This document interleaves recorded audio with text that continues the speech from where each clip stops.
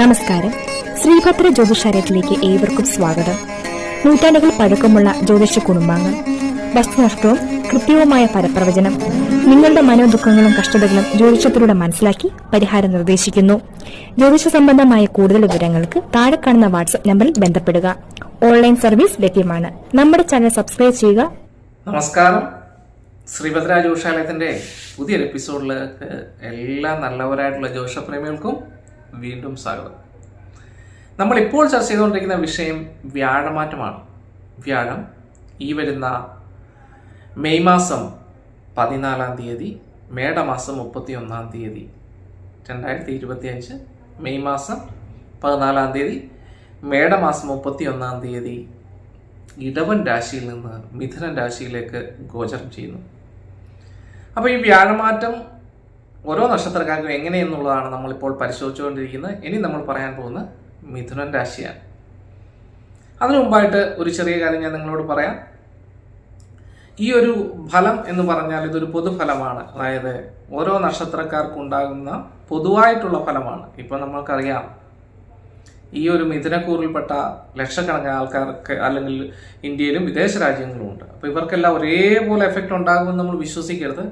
ഇത് ആശ്രയിച്ചു പോകുന്നത് അവരുടെ ഗ്രഹനില, അവരുടെ ഇപ്പോഴത്തെ ദശാകാലം, അവരുടെ ലഗ്നം, ഈ വ്യാഴം എന്ന് പറയുന്ന ഗ്രഹം നിൽക്കുന്ന സ്ഥിതി, എത്രാം ഭാവത്തിലാണ്, ഉച്ചത്തിലാണോ നീചത്തിലാണോ, ബലമുണ്ടോ ബലമില്ലേ, ഏത് ഗ്രഹങ്ങളുടെ ദൃഷ്ടിയോടും യോഗത്തോടും കൂടി നിൽക്കുന്നു, ഇങ്ങനെയൊക്കെയുള്ള കാര്യങ്ങളെ ആശ്രയിച്ചാണ് ഈ ഒരു ഫലം പൂർണ്ണമായിട്ട് ഈ നക്ഷത്രക്കാർക്ക് ലഭിക്കുന്നത്. അപ്പോൾ അത് മനസ്സിലാക്കി മാത്രമേ ഈ ഫലം നമ്മൾ വിലയിരുത്താവൂ.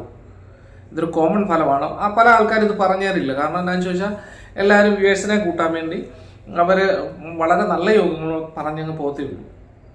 എങ്കിലും ഈ നല്ല യോഗങ്ങൾ ആൾക്കാർക്ക് ലഭിക്കില്ല എന്ന് ചോദിച്ചാൽ തീർച്ചയായിട്ടും ലഭിക്കും. പക്ഷെ അത് എല്ലാവർക്കും ലഭിക്കണമെന്നില്ല, കുറച്ച് ആൾക്കാർക്ക് ലഭിച്ചേക്കാം. അപ്പം അതുകൊണ്ട് ഇത് മനസ്സിലാക്കിയിട്ട് വേണം നമ്മൾ ഓരോരുത്തരും ഈ ഫലത്തെ വിലയിരുത്താൻ വേണ്ടി. നമ്മുടെ വ്യാഴം എന്ന് ഇപ്പം വ്യാഴമാണ് മാറുന്നത്. വ്യാഴം എന്ന് പറയുന്ന ഗ്രഹം നമ്മുടെ ജാതകത്തിൽ എത്രാം ഭാവത്തിൽ നിൽക്കുന്നു, ഏത് രാശിയിൽ നിൽക്കുന്നു എന്നതിനെയൊക്കെ നമുക്ക് കൃത്യമായി അറിഞ്ഞിരിക്കുന്നു. മനസ്സിലായില്ലേ? അല്ലെങ്കിൽ നല്ലൊരു ആസ്ട്രോളജനെ കാണിച്ച് നിങ്ങളുടെ ജാതകം പരിശോധിക്കണം.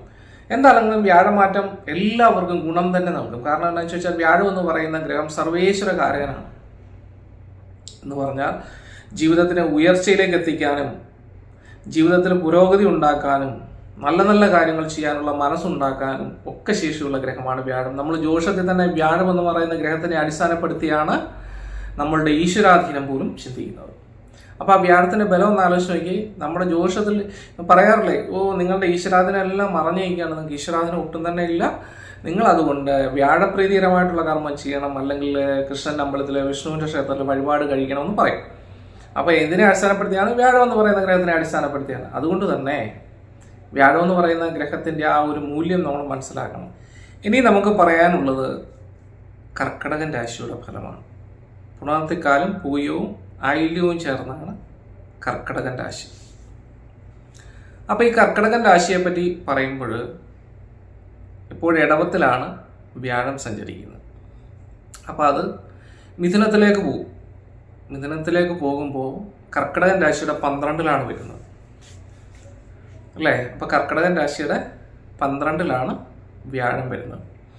അപ്പോൾ 12ൽ വ്യാഴം വരുമ്പോൾ കുറച്ച് ചെറിയ രീതിയിലുള്ള പ്രശ്നങ്ങളിലൂടെയൊക്കെ കടന്നു പോകും ഈ നക്ഷത്രക്കാരൻ. എന്ന് പറഞ്ഞാൽ നേരത്തെ നമുക്ക് 11ലായിരുന്നു വ്യാഴം നിന്നിരുന്നത്. അതായത് 11ൽ വ്യാഴം നിന്നപ്പോൾ കുറച്ച് ആൾക്കാർക്ക്, ഞാൻ മുന്നേ പറഞ്ഞ പോലെ, കുറച്ച് ആൾക്കാർക്ക് വളരെ നല്ല ഗുണാനുഭവങ്ങൾ കിട്ടിയിരുന്നു. സാമ്പത്തികപരമായിട്ടുള്ള ചെറിയ ചെറിയ നേട്ടങ്ങൾ, ജോലിയെ, ഉദ്യോഗ കയറ്റമേ, രാഷ്ട്രീയ മേഖലയിൽ പുരോഗതി, ബിസിനസ് സംബന്ധമായിട്ടുള്ള മേഖലയിൽ പുരോഗതി, അതുപോലെ സന്താനങ്ങൾക്ക് പലവിധ ഗുണാനുഭവങ്ങൾ, സന്താനങ്ങൾക്ക് വിദേശയോഗം, സന്താനങ്ങൾക്ക് ഉന്നത പദവി ഇത്യാദി കാര്യങ്ങളൊക്കെ ലഭിച്ചിരുന്നു. കാരണം സന്താനകാരങ്ങളോടാണ് ഈ വ്യാഴം. അപ്പോൾ അങ്ങനെ ഒക്കെ ഉണ്ടായിരുന്നു കഴിഞ്ഞ ഒരു കുറച്ച് ആൾക്കാർക്ക് കഴിഞ്ഞൊരു വർഷക്കാലം. പക്ഷേ ഇപ്പോൾ 12ലേക്ക് വരുമ്പോൾ പാപം വേയിച്ച പതനം, സ്ഥാനഭ്രംശം, വൈകുല്യം, എന്താണ് ഇങ്ങനെയാണ് 12ാം ഭാവത്തെ പറ്റി പറയുന്നത്. അപ്പം വ്യയസ്ഥാനത്തിലേക്ക് പോകും, പതനസ്ഥാനത്തിലേക്ക് പോകും, വൈകുല്യഭാവത്തിലേക്ക് പോകും. അപ്പം ഇങ്ങനെയൊക്കെ വരുമ്പോൾ ആ ഒരു വ്യാഴത്തിനെ കൊണ്ട് ഉള്ള പൂർണ്ണമായിട്ടുള്ള ഗുണങ്ങളൊന്നും തന്നെ നമ്മുടെ ജീവിതത്തിൽ ഉണ്ടായി എന്ന് വരില്ല. വ്യാഴം എന്ന് പറഞ്ഞാൽ ഞാൻ പറഞ്ഞു ഏറ്റവും പവർഫുള്ള ഗ്രഹമാണെന്ന് പറഞ്ഞല്ലേ, അത് ഈ സ്ഥാനത്തിലേക്കാണ് പോകുന്നത്. 12ാം ഭാവത്തിലേക്ക് പോകുമ്പോൾ ചെറിയ പ്രയാസങ്ങളിലൂടെയൊക്കെ കടന്നു പോകും. എന്ന് പറഞ്ഞാൽ ഉദ്ദേശ സമയത്ത് സാമ്പത്തികമായിട്ടുള്ള പുരോഗതി ഉണ്ടാവാതിരിക്കുക, ബിസിനസ് സംബന്ധമായിട്ടുള്ള മേഖലയിൽ സാമ്പത്തിക നഷ്ടങ്ങൾ ഉണ്ടാകുക, രോഗദുരിതങ്ങൾ ഉണ്ടാകുക, സന്താനങ്ങളെ ഓർത്ത് ദുഃഖിക്കുക, സന്താനങ്ങൾക്ക് രോഗദുരിതങ്ങൾ ഇത്യാദി കാര്യങ്ങളൊക്കെ തന്നെ ഈ നക്ഷത്രക്കാർക്ക് അനുഭവിക്കേണ്ടതായിട്ട് വരും. അപ്പോൾ അതുപോലെ തന്നെ വിദേശ രാജ്യങ്ങളൊക്കെ പോകണമെന്ന് ആഗ്രഹിക്കുന്ന ആൾക്കാർക്ക് അതിന് തടസ്സങ്ങൾ, വീട് പണിയൊക്കെ ആണെങ്കിൽ തന്നെ പകുതിക്ക് വെച്ച് മുടങ്ങിപ്പോവുക, നമുക്ക് വളരെ ഇൻറ്റിമേറ്റ് ആയിട്ടുള്ള ഗുരുനാഥന് തുല്യമായിട്ടുള്ള അല്ലെങ്കിൽ നമുക്ക് വളരെയധികം നമുക്ക് ഉപദേശങ്ങളും കാര്യങ്ങളും സാമ്പത്തിക ലാഭങ്ങളും ഒക്കെ സാമ്പത്തികമൊക്കെ തന്നുകൊണ്ടിരുന്ന പല വേണ്ടപ്പെട്ടവരും നമ്മളിൽ നിന്ന് വിദ്വേഷം മൂലം അകന്നു പോകുക, ഭാര്യ ഭർത്താക്കന്മാർ തമ്മിലുള്ള അഭിപ്രായ വ്യത്യാസങ്ങൾ, ദാമ്പത്യ കലഹങ്ങൾ, സന്താന രോഗ ദുരിതങ്ങൾ ഇത്യാദി കാര്യങ്ങളൊക്കെ ഈ 12ാം ഭാവത്തിനെ കൊണ്ട് ചിന്തിക്കാവുന്നതാണ്. അപ്പം ഇങ്ങനെയുള്ള ചെറിയ ചെറിയ പ്രശ്നങ്ങളോട് ഇവരെ കടന്നു പോകും. പിന്നെ ശനിയുടെ മാറ്റം കൊണ്ട് ഇവർക്ക് എന്തെങ്കിലും പ്രയോജനം ഉണ്ടായാലായി. ശനി എന്ന് പറഞ്ഞാൽ രാജകാരകനാണെന്ന് നമ്മൾ പറയാറുണ്ടല്ലേ, അതോടൊപ്പം തന്നെ മോശവുമാണ്. അപ്പോൾ ശനിയുടെ മാറ്റം കൊണ്ട് കുറച്ച് ആൾക്കാർക്ക് ഗുണാനുഭവങ്ങൾ ലഭിച്ചാൽ വളരെ നല്ലതെന്ന് നമുക്ക് പ്രതീക്ഷിക്കാം. ഇവരുടെ ഭാഗ്യസ്ഥാനത്തേക്കാണ് ശനി വന്നിരിക്കുന്നത്. അപ്പോൾ ഭാഗ്യസ്ഥാനത്ത് ശനി വന്നു കഴിഞ്ഞാൽ ഭാഗ്യങ്ങൾ ചില ആൾക്കാർക്ക് ഉണ്ടാവും. ശനി രാജകാരകനാണ് എന്ന് പറഞ്ഞാൽ ഒരു ഗ്രൂപ്പിൻ്റെ തന്നെ തലവനൊക്കെ ആയിട്ട് തീരുന്നൊരവസ്ഥയുണ്ടാകും. നമ്മൾക്ക് ഇപ്പോൾ ഒരു HR മാനേജർ അല്ലെങ്കിൽ പിന്നെ ഒരു കമ്പനി ഹെഡ് ഇങ്ങനെയൊക്കെ ഉള്ള നല്ല പൊസിഷനുകളിൽ എത്തിച്ചേരാവുന്ന ഒരു അവസ്ഥയോടുണ്ട്. അപ്പോൾ ഒരുപക്ഷെ ഈ വ്യാഴത്തിൻ്റെ പിന്നെ ഒരു ചൈതന്യക്കുറവ് ശനിയെ കൊണ്ടുള്ള ഗുണങ്ങൾ കൊണ്ട് അവർക്കത് ഈക്വലായിട്ട് പോകാനുള്ള ചാൻസും വളരെയധികം ഉണ്ട്. എങ്കിൽ പോലും വളരെ ഒന്ന് ശ്രദ്ധിക്കുക, സന്താനങ്ങളെയൊക്കെ ശ്രദ്ധിക്കുക. പിന്നെ അതുപോലെ തന്നെ സാമ്പത്തികമായിട്ടുള്ള ക്രയവിക്രയങ്ങൾ കുറച്ചൊന്ന് നമ്മളൊന്ന് മിതമായിട്ട് നടത്തുക, അല്ലെങ്കിൽ ഓവറായിട്ടുള്ള സാമ്പത്തിക ക്രയവിക്രയങ്ങൾ മുഖേന ധനനഷ്ടങ്ങൾ ഉണ്ടാവാതെ പ്രത്യേകം ശ്രദ്ധിക്കുക. കൂട്ടു ബിസിനസ്സുകൾ നടത്തുമ്പോൾ ഒന്ന് ശ്രദ്ധിക്കുക. അതുപോലെ തന്നെ നമുക്ക് പിന്നെ വാഹനങ്ങളൊക്കെ വാങ്ങുമ്പോഴും സാമ്പത്തികമായിട്ട് നമുക്ക് പിന്നെ ലോണോ ഇത്യാദി കാര്യങ്ങളൊക്കെ എടുക്കുമ്പോൾ ശ്രദ്ധിക്കുക. ലോണൊക്കെ ഇടയ്ക്ക് വെച്ച് ബ്രേക്ക് ആവാനുള്ള ചാൻസൊക്കെ വളരെയധികം ഉണ്ട്. അതോടൊപ്പം തന്നെ ഉന്നത മേഖലയിലേക്കൊക്കെ ജോലി തേടി പോകുന്നവർക്കാണെങ്കിലും സമയത്തൊന്നും അത് ലഭിക്കാതിരിക്കും. അപ്പം അങ്ങനെയുള്ള ചെറിയ ചെറിയ തടസ്സങ്ങളിലൂടെയൊക്കെ തന്നെ പോകും.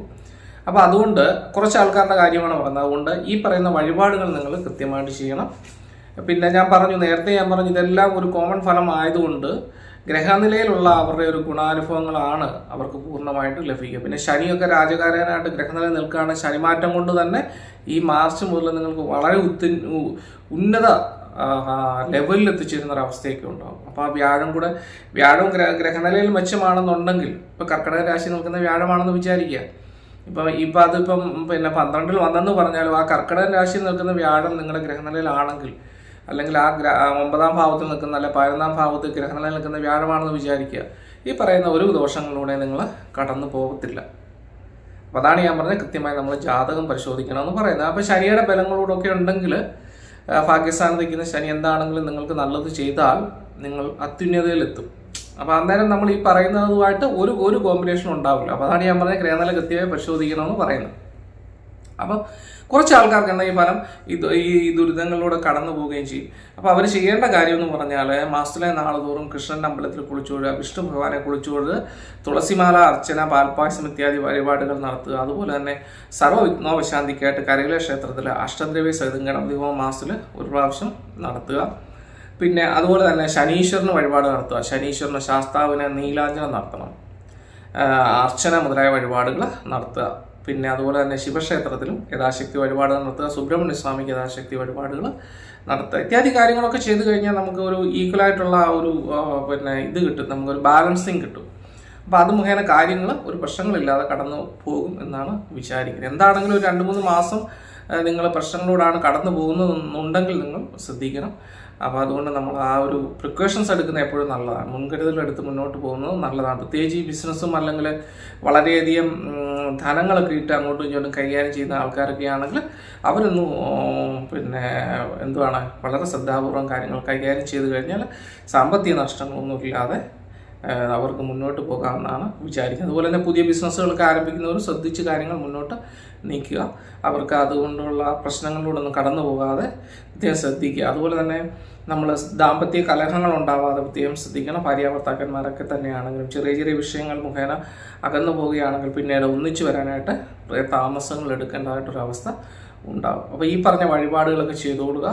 അതുപോലെ തന്നെ ഗ്രഹനില നല്ലൊരു ആസ്ട്രോളറെ കൊണ്ട് പരിശോധിപ്പിക്കുക, കാര്യങ്ങൾ മനസ്സിലാക്കുക. അതിനനുസരിച്ച് ആ ജ്യോതിഷം പറയുന്നതിന് അനുസരിച്ചുള്ള പരിഹാരങ്ങൾ ചെയ്ത് മുന്നോട്ട് പോവുകയാണെങ്കിൽ ജീവിതം വളരെ സുഖകരമായിട്ട് മുന്നോട്ട് കൊണ്ടുപോകാനായിട്ട് സാധിക്കും. അപ്പോൾ ഈ പറഞ്ഞ വഴിപാടുകളൊക്കെ ചെയ്ത് 12 വ്യാഴത്തിൻ്റെ സ്ഥിതി മെച്ചപ്പെടുത്തുമെന്ന് പ്രതീക്ഷിക്കുന്നു. ഇത് കണ്ടുകൊണ്ടിരിക്കുന്ന എല്ലാ നല്ലവരായിട്ടുള്ള ജ്യോതിഷപ്രേമികൾക്കും ശ്രീഭദ്ര ജ്യോതിഷാലയത്തിൻ്റെ പേരിൽ നന്ദിയിരിക്കുന്നു. നന്ദി, നമസ്കാരം.